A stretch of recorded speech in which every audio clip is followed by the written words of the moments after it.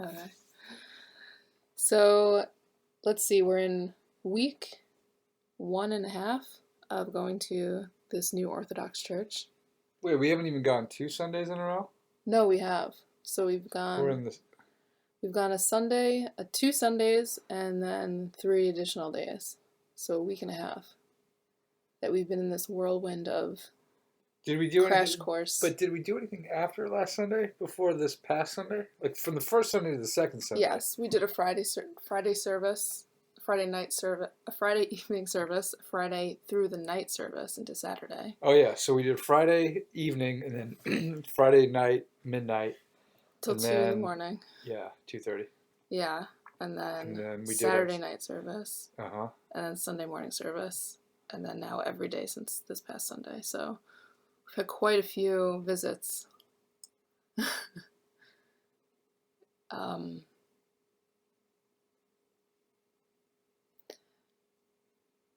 Seven? so about 7 services in a week and a half. Yeah, and so we decided that we would check out this Orthodox church near us, which happened to be about 15 minutes away, fortunately. And what an interesting journey we've been on with them, because everybody there has seemed to really open their arms to us, which has been crazy, awesome. And the church itself is not like anything I've experienced. It reminds me that of this old church in some, I could be in some old countryside 2,000 years ago. So to just kind of reel this in, Yeah. so we started getting into God because of how the world is just upside down, and it's becoming so blatantly upside down that it's hard to deny God for us. We both just, everything is pointing its way to a spiritual reality underlying everything, and spiritual battles kind of being fought, belying everything. And so about a year ago, we kind of started getting into the concept of God more. I believed like 20 years ago, but totally went away and was a hardcore atheist. She's never believed in God. She grew up Jewish, did the bar mitzvah, bat mitzvah, but never really actually did anything religiously except for just traditional stuff. She wasn't Orthodox or anything like that, Jewish just. And I was a non-denominational Christian. So the only church service that we had done, and it's now March, was Christmas service in Colorado at a Methodist church. And so that was really the only thing that we'd done church-wise. So as our interest and exploration of God started to get more in depth, we decided to kind of look in to see, well, what kind of church interests us, what should we explore, and where should we take the next steps. So I had like I said, a Christian background already, so I was kind of familiar with a lot of it, but she had no idea about anything. So it was all new for her. Also, when I was into it, I was never really into going to church. For me, it was just about doing Bible studies, which I always really liked. But church, I didn't really ever get a lot out of.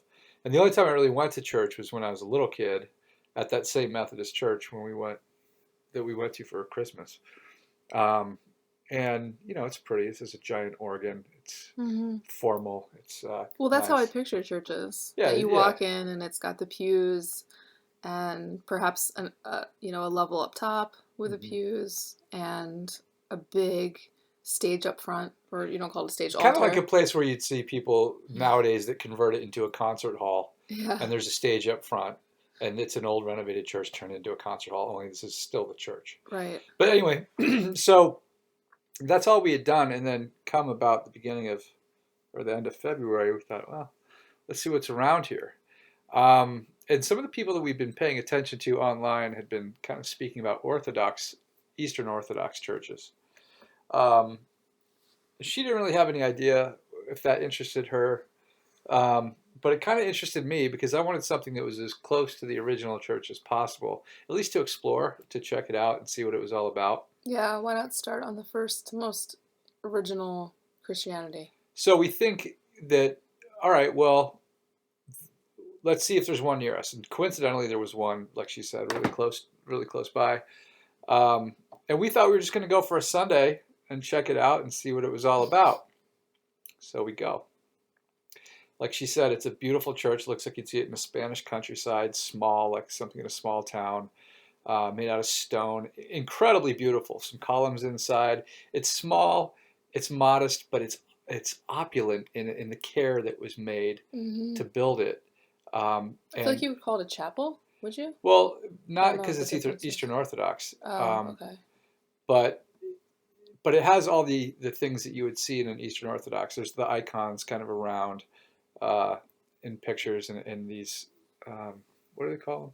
They have these things painted, these images painted overseas, and the father of the church had actually painted some of them himself. Well, they're mural icons. Yeah, Like, there you go, murals, and big domed ceiling. Although I say big, but it's a small church, so it's not like big. It's not like imposing big, but it's, I don't know, it's just a high ceiling kind high of thing ceiling, yeah. with the dome.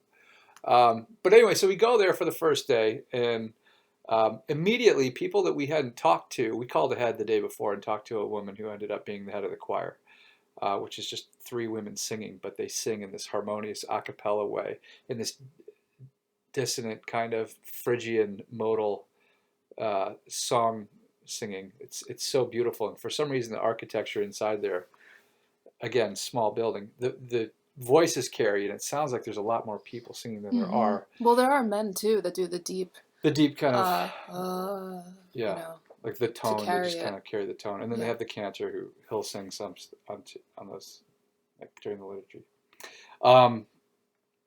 But when we got in there the first day, we immediately had this.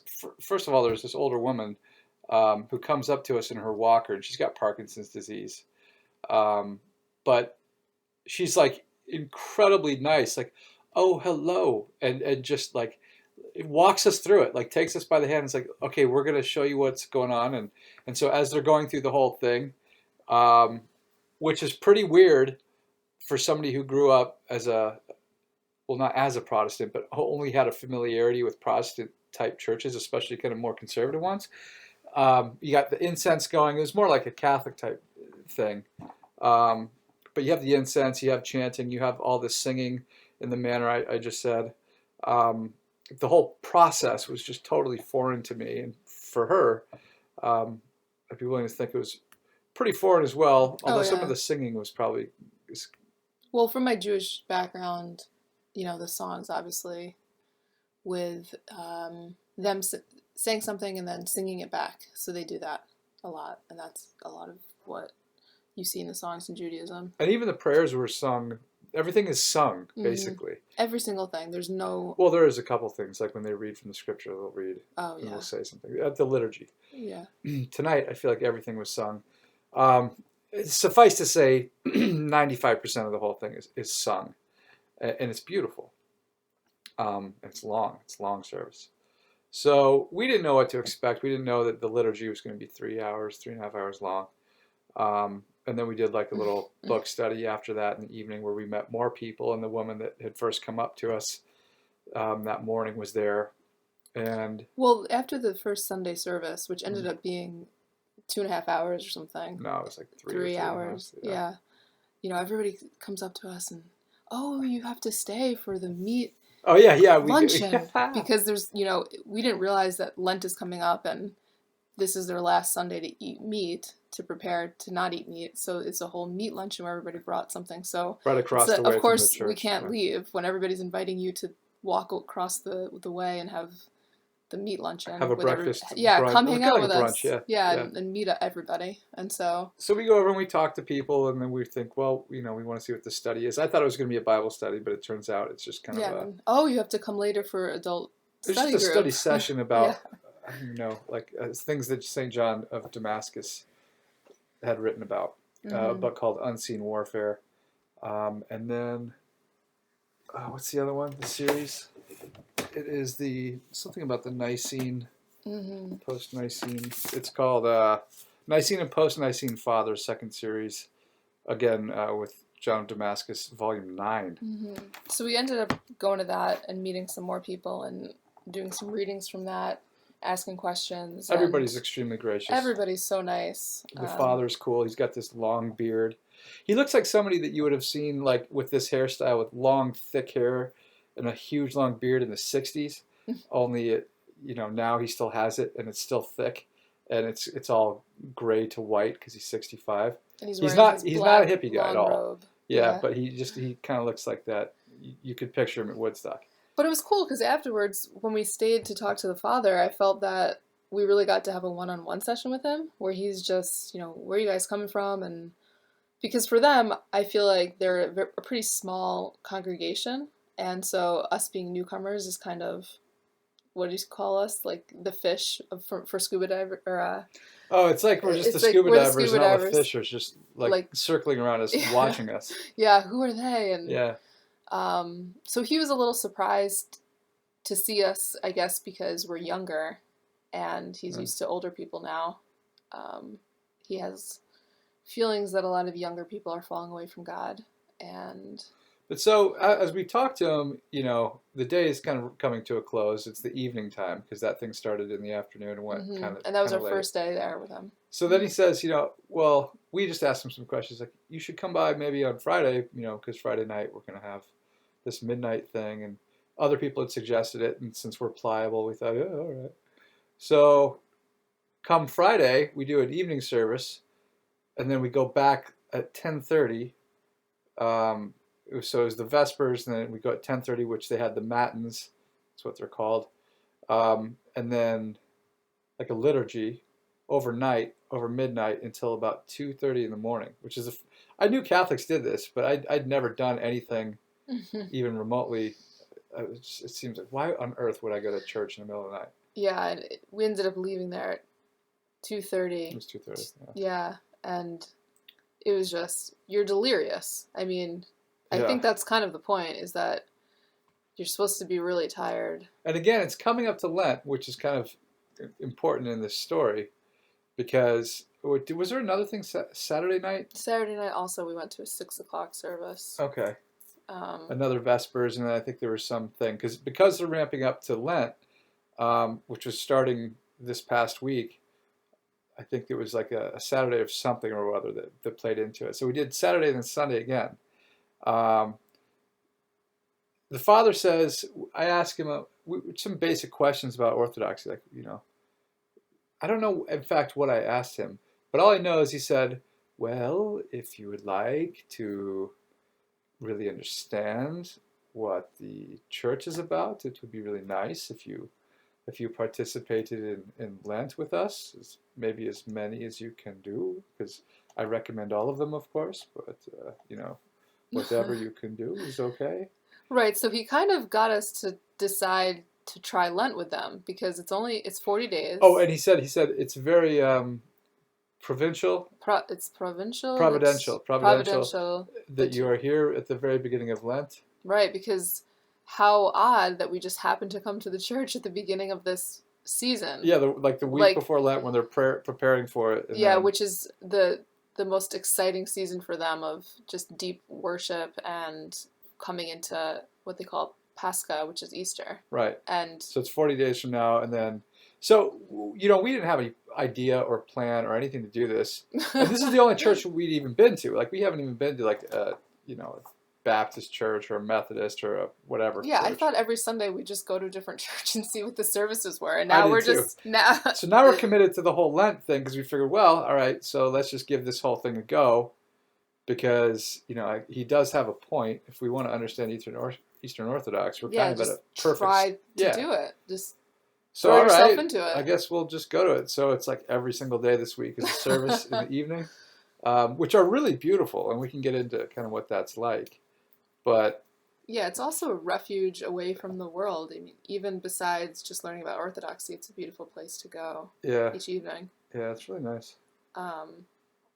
So this past Sunday, we did the cheese luncheon with them, which is basically your last dairy, because during Lent. But again, it was another thing. I wasn't planning on going there, and I don't know if you were either. But it's another thing where the liturgy's over in the morning. Yeah. Or at noonish, and then they're like, now come Oh, over. you're obviously walking with us across to this building where we're going to eat. I mean, you don't even. Right, you guys can't leave now because Yeah. we're talking to you and We're, you're we're, walking we're over going with to us. have. Let's, It's the thing where yeah. the people just rope you into the thing and Yeah. you're like, I guess I'm doing this. Why not? All right.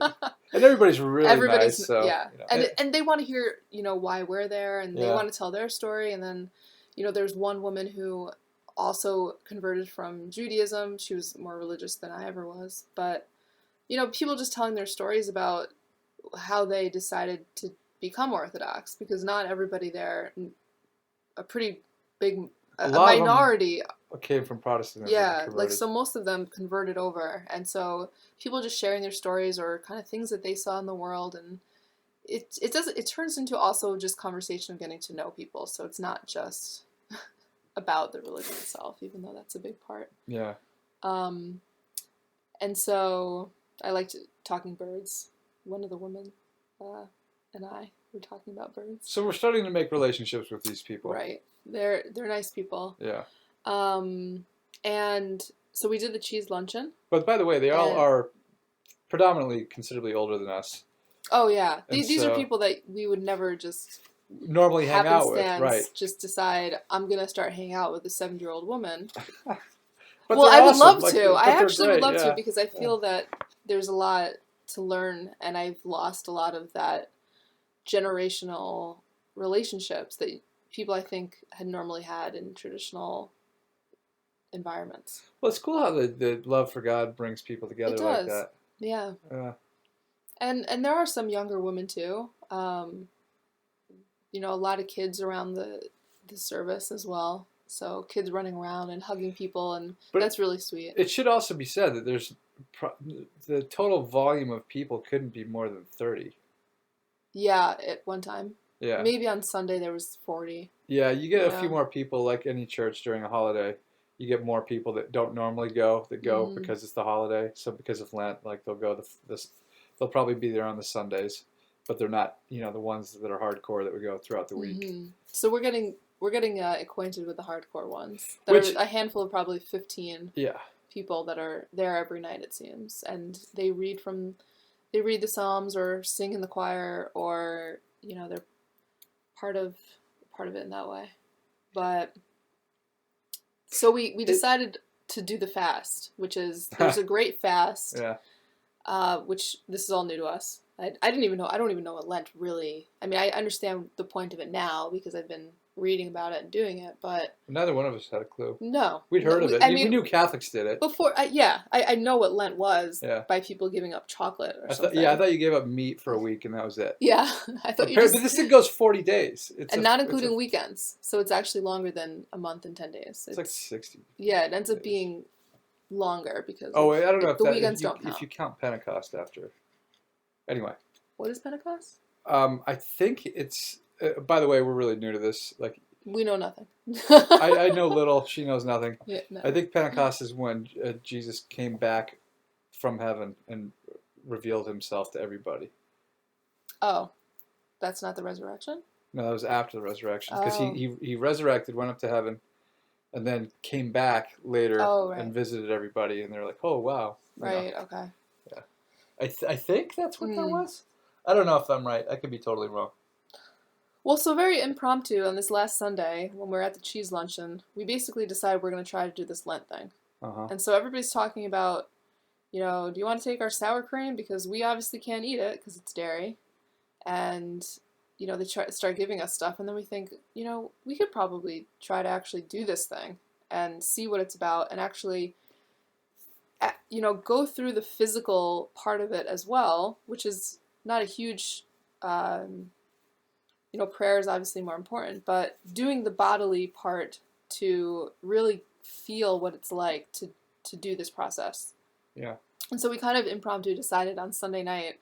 Well, I actually decided the day before. You did? Okay. Well, I'm sorry. Because I did a little bit more research ahead of time. But I didn't know if you were going to want to do it. Yeah. I was very hesitant. Yeah. So Sunday we kind of decided, well, let's just try to do this fasting, which is you fast Sunday night until... Sunday at midnight. Until... Wednesday after, so around 3:00 p.m. On Wednesday. So it's basically Monday, Tuesday, and Wednesday till 3:00. Yeah. So it's And almost 3 days worth of fasting. yeah, and I was like, I'm gonna try a day. I'll Yeah, try a day, and yeah. I'll just see. And um, can we just talk about that fasting for a little bit? Which for you Yeah, wasn't didn't seem like it was that no, it difficult, was but easy. But we've done fasting before because, we've been into diet and doing things like keto and intermittent fasting. And, um, not too terribly long ago, I fasted for 3 days just to give it a go because usually I'd fast 18 hours in a period. So I knew, having done a 3 day fast, that it wasn't really that big of a deal for me. I mean, different people have different kind of needs for food. yeah, But for me, it really wasn't that hard, so I didn't really think of it as being too terribly much of a challenge. But like she said, it's mostly about, you know, it's kind of two things. It's one, in discipline is freedom, because if you're undisciplined, you'll be led around by everything. You think it's freedom because you can do whatever you want.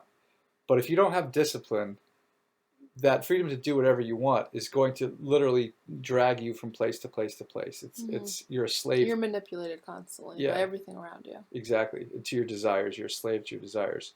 So to kind of rein in the food and have discipline with food is to kind of have an awareness that you're actually going to be directed, and in this context, into prayer and into your spiritual sustenance, rather than just being led by An the urge, just a things that you craving. desire and you crave, Mm. which I think was really, that's so great. Yeah, it's such a primal Yeah, way to get into that headspace yeah, because we're so used to just an abundance of food and just eating whenever you want and just, oh, I'm slightly hungry, so I'm going to eat. And it really gives you, so not just, oh, I have discipline and I can control myself, meaning you can control yourself from really anything at that point. uh-huh. Once you can control the urges of food. One of the most basic things you need. Yes. I mean, it's kind of like being a drug addict, I would imagine, and just Mm-hmm. like you have this craving for the thing, and your brain will tell you every reason to do the thing that you want to do, Mm-hmm. but you have to consciously say no, no, Yeah. no. And I felt like part of it too was training my brain because you can start going down rabbit holes of thought for all sorts of things, but if Yeah, you just relate it to food, you notice when you're fasting that your brain starts imagining food and you if you allow those thoughts to just continue, it makes it so much more difficult. But if you just put them aside and you pray or focus on something else, that they you can actually control what thoughts you're allowing to enter into your, you know, consciousness. well, in Because a way, I mean, sometimes you get foggy, but you can definitely make the choice to not think about food, because if you do that, it's going to 10 make times life worse. really hard for you. Yeah. And that's another lesson. It's like, Well, if you give it an inch, it's going to take a mile. mm-hmm. And so if you even indulge in these thoughts, and so the parallels for this are many. Right, that's what I'm saying. You can Yeah, relate it to any other thing that you start thinking about yeah, where, you just start going down rabbit holes of your past or, mistakes you made or, oh, I'm going to just start getting upset or anxious or worried or um, whatever it is that we find ourselves thinking about all the time, or lust, you start, oh, looking at somebody or whatever, I don't know, whatever anybody has a pull to. Um, if you don't engage with that, it makes your life easier if you reorient yourself to, something better and more, you do something that become, serves you better. yeah, so you become more conscious of what you are thinking. Yes. And so when you're more conscious of what you're thinking, and you're trying to be disciplined in like the food way, you kind of extrapolate that out into all Yeah. things. And I think it's also, I think Jesse Lee Peterson, he talks about this a lot, how you're not your thoughts. Hmm. Because I think in the Western world, and especially with society now, anything you think, it's like, well, that must be who you are. Uh-huh. I felt this way, so it's who I am. And we realize when you're fasting how little your thoughts really are you, because things will just pop in your head, and you're like, I don't want to be doing that. And you can control that and say, yeah, I'm going to not have that thought anymore. That's not truly me. That's, a spirit or the Well, it's just evil a one notion, coming and in. it's It's a just a notion. You don't have to, You don't have to embrace it. Yeah, I don't know. I think we're getting kind of foggy here. Yeah. There's a lot to talk about with fasting. It goes kind of down the rabbit hole because there's a lot to it, and particularly as it pertains to spiritual discipline. Um, But also the thankfulness that you feel when you actually do eat. yeah. Because when you're eating all the time, it's just you're just throwing stuff in your mouth.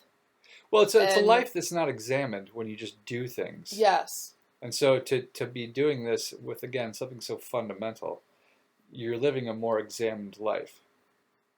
And when you live an examined life, you're able to actually, uh, Like be deliberate in what right. it is that you do, that you choose to do, and what you choose to let enter your life. Well, and maybe the better way of describing it is that when you're doing this, you're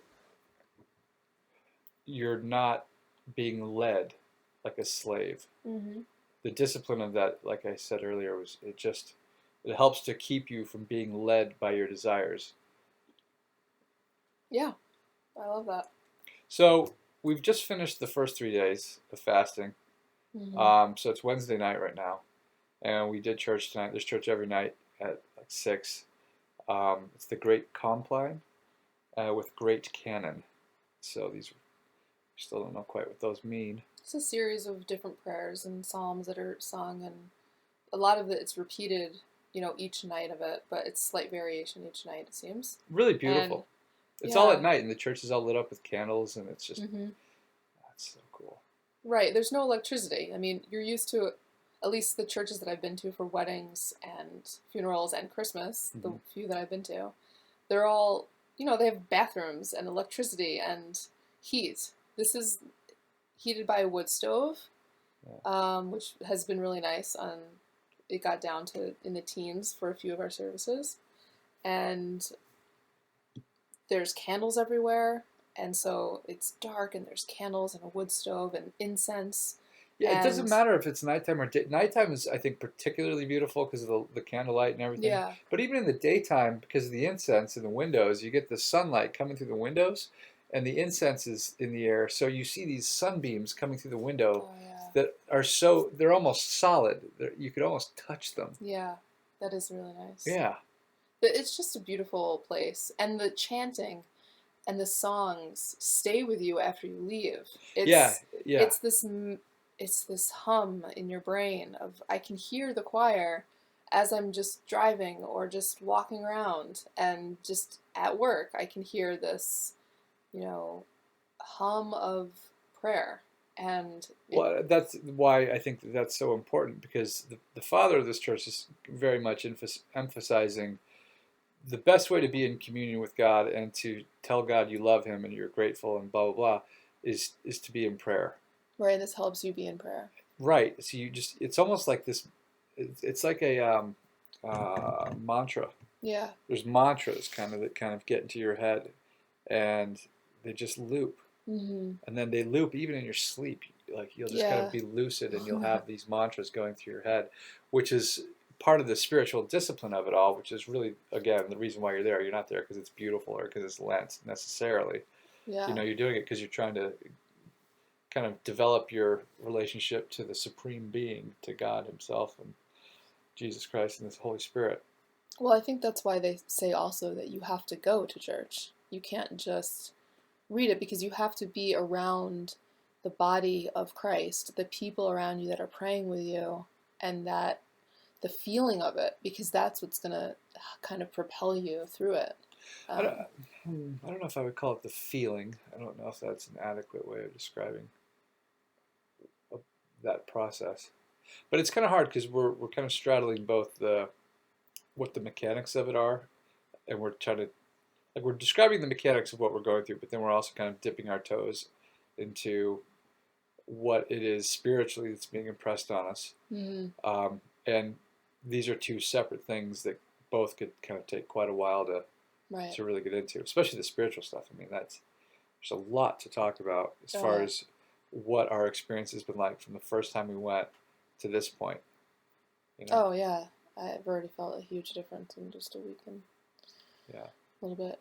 But for the process, though, I mean, maybe we wrap up the process part, and then we can get on to the impression part. Okay, so the process is that now that we finished our third day of the fast, we ate today.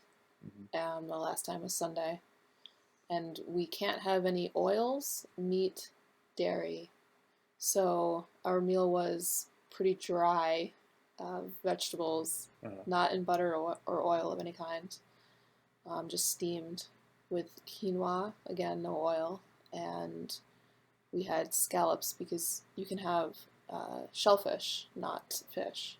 mhm. So we had some scallops that were not cooked in butter, and so By the way, they need butter. they need butter. Yeah, but again, we didn't eat for so long that you do feel joyful to eat a little bit, and you also realize without that fattening added flavor stuff that you're just eating for sustenance and that's enough, and Hmm. um, you realize how little you need, um, and I don't know. I think that allows you to have a lot of gratitude. So tomorrow, all the weekdays this week, there's a service, basically the Great Compline, um, at 6 p.m. And then there's an adult study session, which is basically a question and answer period, which we haven't really thought to ask any questions yet. Um, Oddly enough, because we're just going to church so often, and our days are filled with thinking about orthodoxy and listening to things. I mean, there's work, but you know, our focus has been kind of on this whole experience and really just letting it do its thing to us, whatever that is. Um, so we've been participating a lot in it, but it's also a huge volume of, I mean, to get your head around this is Yeah, formidable. And I right. think that we're doing a good job diving into it, but there's a lot we don't know. Right, we haven't digested even what we've been. I mean, we've Well, had, yeah, yeah. That's I why mean, we haven't we're had getting questions books and thrown answers. at us, but we're not able to read all of We've got them. like 7 books within a Yeah, week that they've given to us. yeah. It's like here, read this. Here, order this book. Yeah. And so it's like, oh yeah, I definitely want to read these, but I also am at church all the time, so. Right, right. But so then now we fast from midnight tonight or whenever we go to bed through Thursday, and then we can eat Friday after about 3 p.m. Right. So this one should be easy Yeah. compared to what we just had.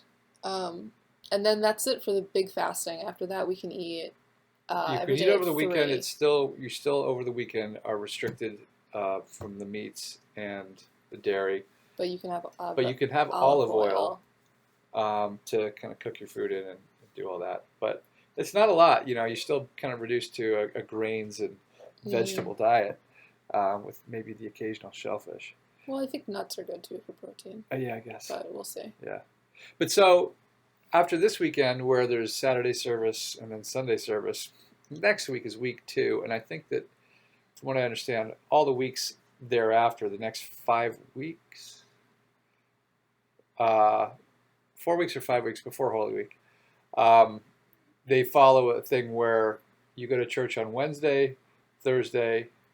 Wednesday, Friday, Yeah, Wednesday, Friday, Sunday. Saturday, and Oh, Sunday. okay. So it's a So we fewer started, services than yeah, what we're doing now, but it's still we started probably out more going than. one weekend. We were just going to go on Sunday, and now we're not only are we Yeah, going it's like, every wait, I'm Sunday, devoted. we're Yeah. going almost every day. Yeah, so I'm a little bit just. It's I mean, I'm overwhelming. trying to do it and Yeah. have a good spirit about it, but I also am a little bit. I find myself falling into these thoughts of what are we doing? We're going. And this is a This. 40-day thing. So the dairy and the meats you can't have for 40 days. You can only have Yeah. the oils on the weekends. And technically, um, I think you're there's different rules in this book that lay it out for you, and as far as the fasting. Mm-hmm. And so if you wanted to, there's monk level fasting, which is like the hardcore stuff of no food, no water, even. And then there's kind of maintaining the fasting that we did, from Sunday night until today, and you could keep doing that same thing every week, and then just having a meal on Mm-hmm. on Wednesday, Friday, and then you're okay for the weekend. But it seems like there's a lot of variety, and the Yeah, father was saying that most people in the church, they'll do what they can do, which essentially means that sometimes they won't eat just until 3 o'clock, but if they can't go that long, they'll they'll wait and eat at noon. And if you have a health problem or if you're old, you Yeah, can like eat. he says, everybody has to work within their own limits, And and the idea so is the spirit behind it too. I mean, obviously the right, fasting legitimately plays a role in this.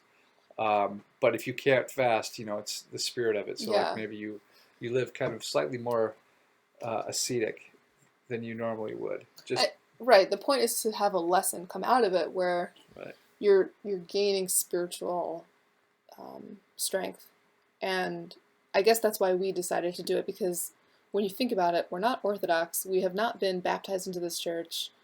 We can't even take communion because of that.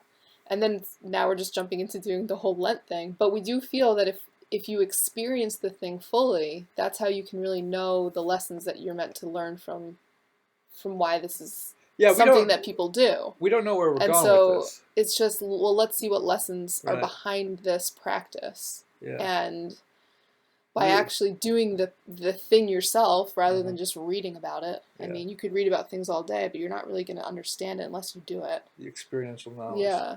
And so that's kind of what we're trying to do a crash course in, right? But it's a long one, It's like we start out with one weekend, and then it's like pretty much most days of the week you're in church for 40 days. Okay. Yeah, like so we're doing that now. Okay. Yeah.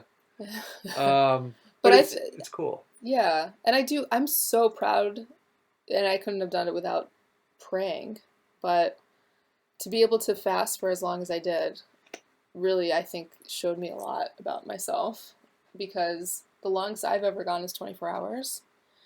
And She even almost then, murdered me. even then when I did the 24 hours, I feel like I did what the Father had talked about, where you eat so much before because you're nervous about it. And so I would feel like I would get so full before just so that I can make it through the 24 hours. So I almost feel like I wasn't even learning anything then. And so, this one really was a big difference from that. And the Father also gave us prayer beads, which surprisingly help. It's this, you do this. It's called the Jesus prayer. Yeah, you do this, the prayer with the beads, and it really just brings you back. It's establishing the mantra in your head, right, that is good at kind of clearing out the noise. I mean, gosh, I can't describe it because it's so limiting in what I describe compared to all the things that it kind of is. Right. But I do think that one of the things that happens to us generally in life is that we have a lot of noise in our head, and we live in these imaginary scenarios that don't exist, so that we can kind of role play in them. Whether it's in traffic and you're like, oh, if this guy did this, I would do this thing, and I would blah, blah, blah. Or it's something else that you're maybe worried about in the future that has no bearing on right now. But you have these thoughts about the future, and you think you live in this fantasy that you create. Right. And so by having this mantra going, which it basically is the prayer of the publican, and the Pharisee, if you're familiar with it, but it's basically you say something to the effect of, Lord Jesus Christ, Son of God, have mercy on me, a sinner. And you kind of repeat that with every prayer beat, or you just kind of repeat it over and over in your head.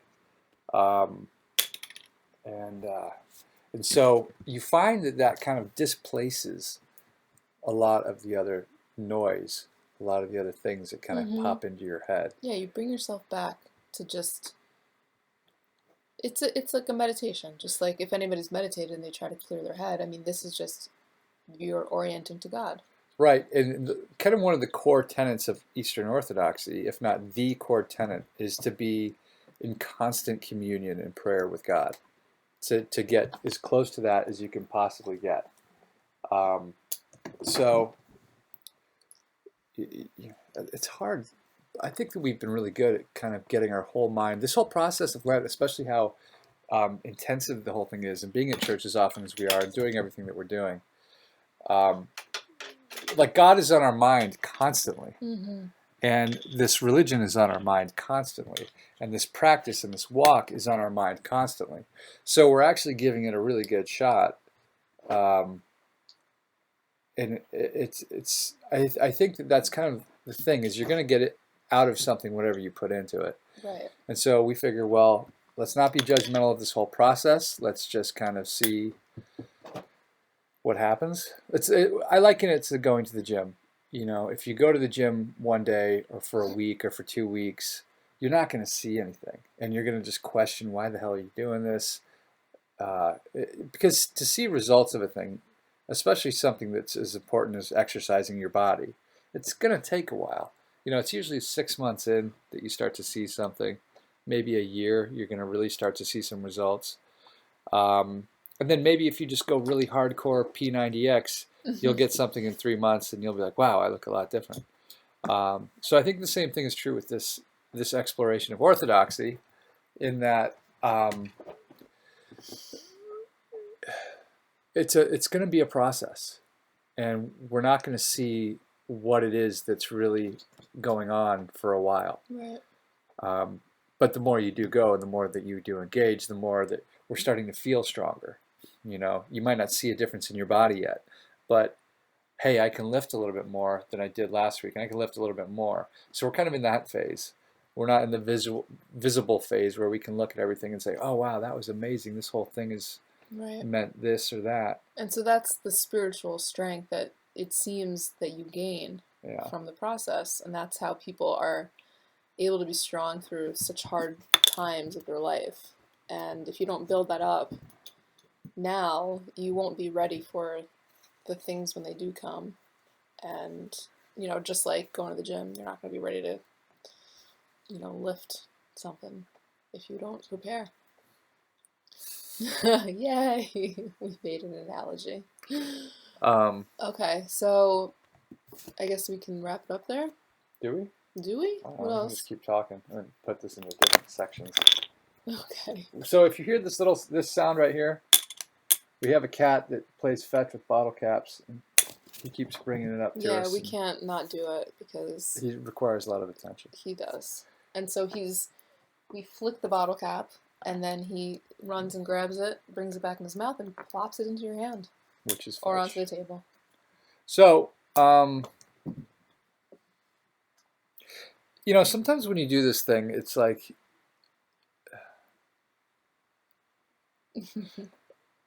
okay, let me back this up. So when we first were getting into the God concept, yeah, what did happen when we were getting into the God concept? I don't want to go into that. That's a whole thing. Okay. But when we were first getting into it, it's kind of like, well, okay, I'm praying every once in a while, and I'm thinking about God more, and I'm talking about things in that realm. And when you're kind of on your own, you kind of create this sense of spirituality where you feel like you're communing to God. And it seems real, but it's also primarily kind of just an abstraction in your head. At least in the beginning, it's hard to really feel that presence. I think that right now we're still in a cerebral concept of God instead of an experiential one. Even though little things come along and encourage us, and like during that first weekend when we went to the study session, she and I had been talking about a lot of different questions, and then it seemed like by providence, every single thing that we've been curious about and talking about was responded to over the course of the day, which was just wild. So little things like that keep you going, but it's hard to imagine. Jesus Christ was a guy, and he was crucified. That there were apostles, and the biggest church, religion in the world came out of this, and from one little thing, it extrapolated and extrapolated and extrapolated. So you understand everything cerebrally, but it's really hard to actually picture real apostles going around. It's really hard to picture an actual God-man, Jesus Christ, being here, performing miracles, being on a cross, resurrecting from the dead. It's all really hard to get your head around, and a non-believer would be like, well, of course, because it's all nonsense. All right, well, you can always take that view, but in order to even be here in the first place, you have to reject that view to some extent. So sometimes it feels like there really is a spiritual presence, not in a mystical way where it's like, oh, I can feel my body vibrating in this weird way. It's not like a physical thing. It's just kind of like things are revealed in ways that are very kismet, or again, providential. It just seems like things are kind of the right things are being put in front of you. Um, there are a lot of times though when you're in church, when your mind is wandering, and it's just like you're there, it's beautiful, there's the fellowship, and you're reading the words, but it doesn't really resonate with you, at least at this stage, because we're just we're right at the beginning of this whole thing.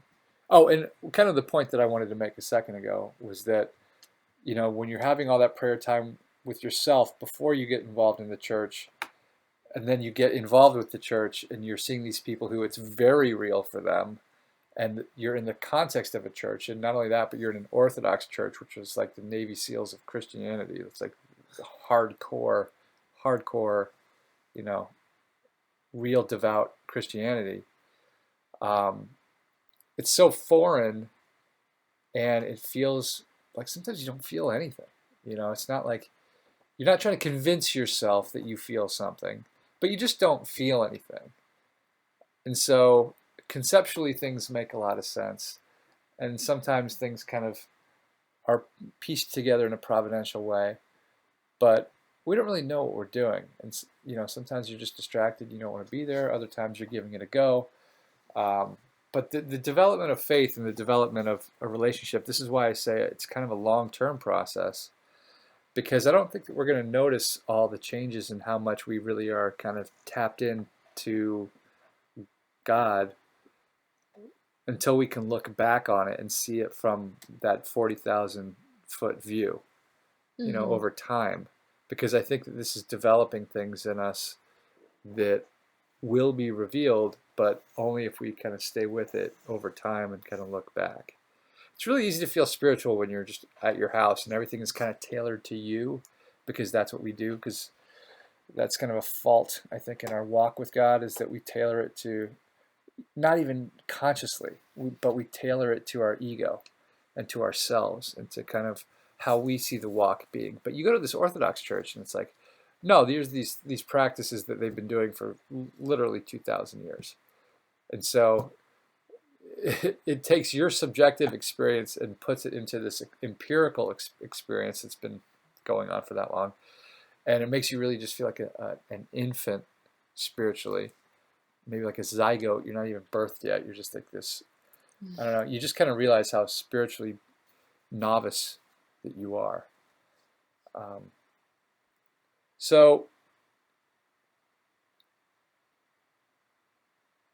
I don't know, I just think it's one of these things where sometimes there's a lot going on that seems to be very providential, and sometimes it feels like there's absolutely nothing going on and that we're crazy and we're just trying to hypnotize ourselves into a belief system.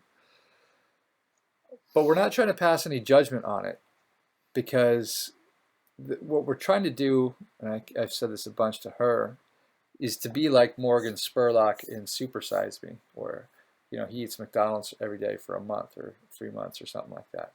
And so we're going through this. We're going into the Orthodox Church. We're doing the entire Lenten season, which at 40 days plus, all told, is probably going to be 60 days. If we count Pentecost in the first week that we were there, of like really intense, going to church regularly and like participating and letting it in and letting it change us and letting it do its thing. That I don't really feel like it's our place to analyze anything yet. That's kind of the gift that we have to look back on after this process has gone through, to then see what the progress is, if there's anything there, if we love it, if we want to. I don't know if the whole God thing seems silly to us at that point, or if we want to go into a Protestantism type thing, or if we want to keep in with the Orthodox thing. Right, because I don't think we even know some of the main practices. And it's funny that there's a women's retreat coming up, and they're like, "You're gonna be going to that." It's like, "Oh, I am? Okay." I guess I'm going to a women's retreat. But, I don't know, what's expected from me as a woman in the church if I was to go down this road. I don't even know, those kinds of things. So, I don't know if we realize what the day-to-day is like. You don't want to chase that? But we do know it's very real for a lot of these people. It's very real. It's not, we're new to the whole thing. So for us, we can't expect to have the same kind of a Hmm. concept of it. But for a lot of these people, man, it is real. And, I think it'd be really cool to get to that place, Hmm. provided it is real, or Hmm. provided our belief that we really believe it's real without the concept of brainwashing ourselves, just to have it reveal itself to us as being very real. Hmm. Right. But Or more, that it's the right way to live your life. And so, I think that there's a reason why we came to this, which is that, kind of getting back all the way from what we were talking about yeah, why are before. we doing this? It's like, this is what I was saying to the father. Oh, because we also had a night where Monday night, which was our first day of fasting, where after the service, so the service was 6 to 8, and then he started talking to us in the church as all the candles were Slowly going out. slowly Yeah. dwindling down, and we For just 4.5 hours. yeah. So we ended up leaving the church at 10:30 Yeah. in the complete darkness, Yeah. as he's telling us the whole history of the church. But he basically asks us what our orientation is and why we're there. And I was saying how, I started working my way backwards because I was an atheist and I saw how society was going. And as I traced my steps backwards of how did we get here, it led back to God. And some other people have talked about the God pill and how you realize that if you speak the truth and you keep speaking the truth and saying the truth, you'll find that it ends at God. And that's kind of how in the last year we ended up just reading the Bible ourselves and having these spiritual conversations and getting into this to begin with. And so if that is what is truly good for your life, and that is prescribed already and it's there, then you would want to follow that because that's the truth. And that's the best manifestation of your life and will give you the best outcomes. So, I guess we can see where we end up. But, um, some people think they get the best outcomes by having, all of the freedoms to follow all their biological whims anywhere it takes them. And, that's how you get the best outcomes. And I think we have already rejected that on our own. And so having a church that gives you guidelines and says these are the things that you should be controlling because they're important to control and discipline yourself with so that you can be led in a better way. That, Well, I mean, that's kind of half what it is. well, yeah. The other half is just, again, for us being here, it's because we saw in society what doing it that way looks like and what it ends up as. And that's the thing is whenever we have doubt about what are we doing? Is God really this thing or are we just hypnotizing ourselves into it? It's like even if you take an atheist standpoint, like in that position, everything that we're seeing in society is just constantly yelling at us that this is wrong and all the best outcomes come from God. And even if God is imaginary, somehow this imaginary thing is always going to lead to better outcomes than the thing that's allegedly true, which is this weird paradox. So it's like, well, then isn't that kind of a proof for God? Mm-hmm. And everything that we keep seeing in the world around us, just it's getting so insane that everything. It's funny because I say that you'll be in church and you won't feel anything sometimes. You won't have this presence about it. It doesn't feel like it's filling you up. You're not connected to it. But then you reel back and then you look at the world and you see everything again from your old worldview before God, and everything is just screaming God. Mm-hmm. So you keep going, and it's a weird thing. It's like that's kind of fuel in your tank. Right. And so getting back to seeing the world there in that way, if there is a way that you should be orienting yourself to the world, and if that example is given to us already, because God walked on the earth and showed us how to do it, Well, then you yes, but then you would also we see what the opposite is. We well, see right, what I ego leads know, to. but Yeah. then you'd want, yes, exactly. Um, And that's the gift of life in a very real way, meaning this is going to better your life. And then life in the spiritual way, meaning this is how you live long after your earthly death. Well, So, that's all secondary. The resurrection. I know it's a big thing that they hammer on in the church, but to me, that's secondary. right. The better, To me, it's fine. What is truth? What is right. absolute truth? Because it seems like everything being subjective and everything being on a sliding scale of moral relativity is absolute disaster that leads to entropy. And the only thing that provides order or things going towards order instead of entropy is absolute truth. Mm, And is there or is there not absolute truth? And it just, again, it seems like everything in a secular way is just demonstrating that, yes, if yes, there is absolute truth. And it's not rooted in the ego, it's not rooted in the self. So the way that it also comes out is the way that the new covenant uh, presents itself. That's what makes the most sense. The new covenant being the New Testament. well, because you're choosing, everybody independently is choosing on their own free, from their own individual standpoint, to come to God and to be their best selves for the world, right? So you are choosing that. You're not. It's not forced upon you. It's not, um, you know, a governmental system. And this is why the government has to. I don't know how much we want to get into that, but this is why the government has to get rid of religion. This is why it's always done before there's complete disaster from a government.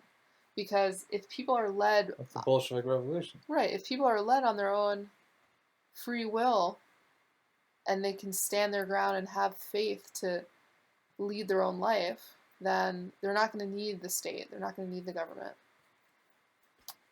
And Well, conversely, that kind of government system is fully man-centric. right. And you just see what the result is of man being man-centric, and it's just never good. It always has great intentions, but its outcomes are always a disaster. Yeah. So anyway, We're we kind of we're still kind of foggy from not having too many calories in us. so I guess, So we feel it yeah, when we reel back. We can't escape it. We feel like we're not. I feel like that we're not feeling it in the church yet, to whatever degree, because we have very little faith. And like like I say, when you compare yourself with the church and the people there, you realize just how subjective your independent faith is when you're expressing it in your living room without an Orthodox church or something like that, and it's just about you and your walk with God in some Protestant type way. It's very subjective and it's very tailored around you, which isn't to say it's not necessarily authentic. It can be very authentic. It can be very real, but it's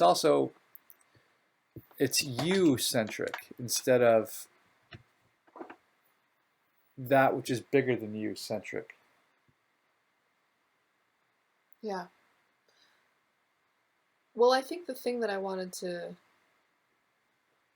yeah, I don't want to pull away from your thought. No, I'm at a point where I keep just losing. Yeah, but I guess the thing that I was trying to say was that when I was an atheist, I always had felt that the church and the rules is it's suffocating and it makes people not free. It's like they're under this they're a slave to whatever this ideology is. And I'm realizing, I guess that's why I was bringing it up about the fasting and how you become uh, impenetrable to manipulation when you do these things that are for, there's a purpose for all of these things that you do, and they're to better you and they're to strengthen you. And so through that lens and seeing it that way, these things aren't things that you have to do. They will help you become a stronger person in the world, and that is what is going to give you freedom. And so it's just a complete switch of how I see things now. Um, and um, I don't I don't think it's a contradiction at all to see how um, a complete lack of faith is going to have people wanting the state to do things because they're not going to be seeing people around them doing good for others on their own free will because they are in the body of something bigger and they're on a bigger spiritual walk. And so of course an atheist like what I was would want more government programs and more uh, regulations and rules, laws for people because you can't trust that people will do it on their own when you're not seeing it that way. And obviously, the way to get more people to do it is to spread the religion that has people do that on their own. And that's why the state would have to do away with the religion to begin with, because you can't have people that are disproving that theory. Well, that's if you take the spiritual element out of it. If you think of it in a spiritual way, it's Satan wanting to enslave mankind and torture them and kill them and have it be terrible like it was throughout Russia and China and everything. Anything where communism has been, where the state takes over God's role and man takes over, it just leads to starvation and genocide to the tune of hundreds of millions of people. And it's like, that's all rooted in ego, that's all rooted in man, that's all rooted in the self and thinking that they can create utopia or seeking power at the expense of others. All the bad outcome stuff that's completely healed by faith in God. And so you just see it, you see the evil for what it is. And then you see the good for what it is. And you see that this dance between the two, just kind of, like I say, Satan is serpentining through time. You see these big, you don't see Satan, you don't see God. Like you can't look at the sun, but you can look all around you and see that the sun is shining. You can feel the warmth of it. When it's hidden behind clouds, you can notice the obscuration, the obscuring of the sun. And it's likewise with God and the devil in this dance in societies. Sometimes Satan seems to get the upper hand on things, or he really is able to exert his dominion. Like, and you get the Gulag Archipelago, you get, the Bolsheviks, you get, obviously the Holocaust, but China, you get these big ones that just are always ending in starvation and genocide and just brutality of man against man. And so then you also see things that flourish. And all these things are always kind of pattern oriented. The things that are of the good, that are of flourishing, all have similar qualities to them. And all the things that are evil have similar qualities there. And they seem to very much be at odds with one another. And you can see it just kind of as it happens over time. You can see the big machinations of, and if you're not a believer in God and the devil, you could see it in the Eastern philosophy type of way of this battle between the energies of the yin and the yang, the positive, the negative. But I think it makes a lot more sense in the context of God versus evil, and in the context of something biblical. Right. And then there's something to it that's undeniable. I think that the more that we seek it earnestly and let it change us without trying to get in its way, to stop the current of God from flowing through us, the more we let that current flow, I think the more real it's really going to be for us, the more it's going to resonate deeply. Yeah. And I think you could feel resistance when your brain starts, for some reason your brain wants to start yapping away at things and pulling you away. But yeah, it's a letting go process too, of feeling what's real, what's really happening.